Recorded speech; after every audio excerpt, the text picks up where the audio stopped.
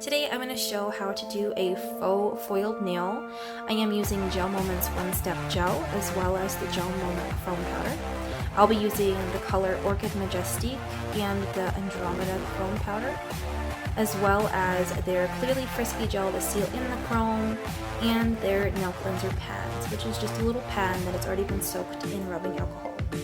Prior to the video, I did do 2 coats of the Orchid color on the nail stick. I am going to do a third just because the chrome will actually chrome out better with it being a freshly cured coat of gel. This color is actually really pigmented though, so you probably don't need a third coat, so you can just do it on your second.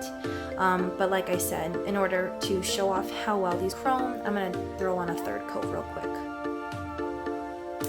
So with these chromes, you don't need very much to cover the nail. So I'm just going to be using product that is actually in the lid of the little container. You'll also want to get your nail cleanser pad ready to go.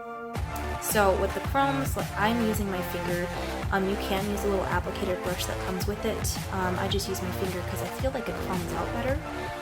It doesn't take a lot, but you want to make sure you get the full surface of the nail, the sides, as well as the free edge of the nail.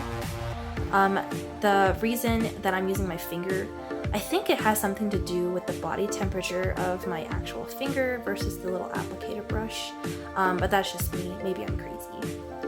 I do use the applicator brush to remove any excess powder and to kind of give it one last buff, and you're gonna see, wow, look how perfectly mirrored that is.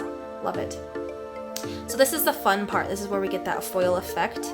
Now you'll see that it's not just gonna come off with plain rubbing alcohol. You're gonna actually have to use the little pad to rub off bits of the nail to get that foil effect. And this is where you can just have fun with it. Rub off as much or as little as you want in different spots and patches, in more places be more concentrated on how much powder you remove.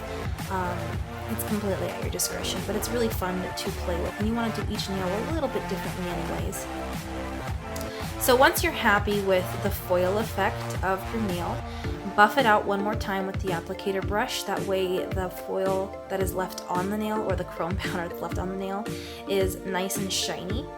And then to seal it in, just kind of like for a final step there, you're going to throw some Clearly Frisky over the whole nail to make sure that the foil work that you did on it is not going to move. Get the edges and then cure it, and your beautiful nails are done.